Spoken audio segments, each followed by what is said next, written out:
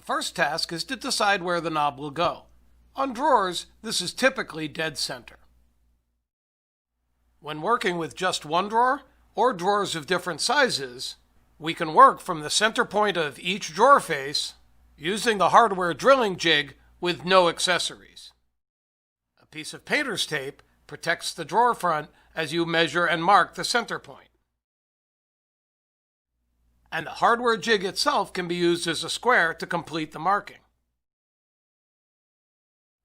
The height of the drawer is measured next, and the large stop set to half that dimension, in this case 4 inches.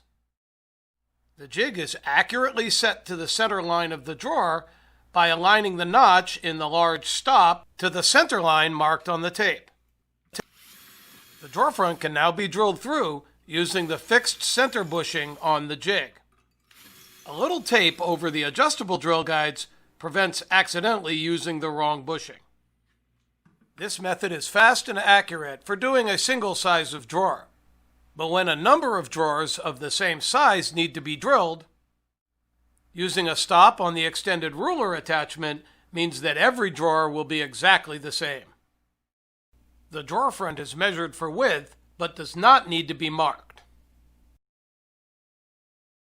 The extended ruler is attached to the jig using the double bracket. Align both scales carefully to the 5-inch mark and lock them into place using the thumb screws.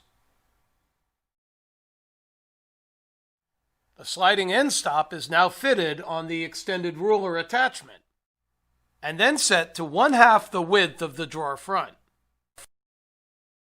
A measurement is taken of the height of the drawer and the large stop set to the center point of that measurement.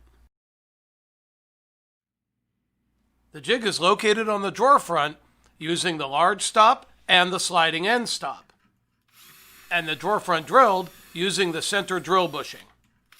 Drilling through in steps and clearing the chips between each step leaves the cleanest possible hole.